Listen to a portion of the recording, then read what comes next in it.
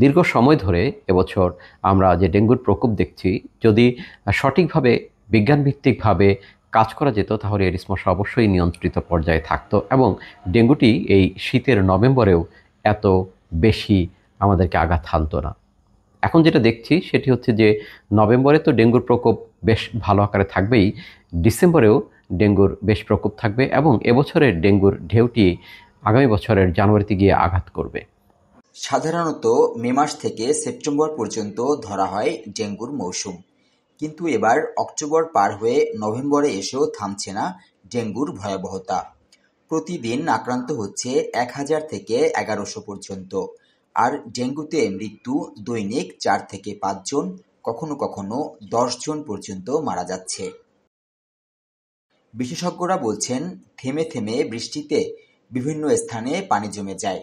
রাস্তায় কিংবা বাসা বাড়ির আনাচে কানাচে পড়ে থাকা পলিথিন, বিভিন্ন খাবারের প্যাকেট, ডাবের খোসা সহ বিভিন্ন আধারে পানি জমে যায়। এখন সেখান থেকেই এডিস মশার বিস্তার হচ্ছে।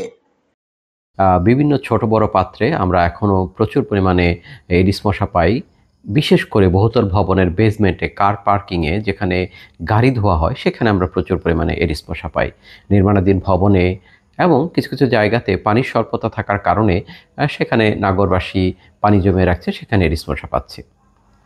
এডিস মশা নিয়ন্ত্রণ না হওয়ার অন্যতম 3টি কারণ হচ্ছে জলবায়ু পরিবর্তনের প্রভাবে বৃষ্টিপাতের যে প্যাটার্ন পরিবর্তন, অন্যদিকে অপরিকল্পিত নগরায়ন এবং সর্বোচ্চ যেটি হচ্ছে সিটি কর্পোরেশনগুলো বা স্থানীয় সরকার মন্ত্রণালয়ের অঙ্গ প্রতিষ্ঠানগুলো তারা সঠিকভাবে মশাটিকে নিয়ন্ত্রণ করতে পারছে না। স্বাস্থ্য অধিদপ্তরের তথ্য বিশ্লেষণে দেখা গেছে 2019 সালে 1,01,374 জন ডেঙ্গুতে আক্রান্ত হয়, আর চলতি বছরের 8 নভেম্বর পর্যন্ত হাসপাতালে ভর্তি হয়েছে 77,000 মানুষ।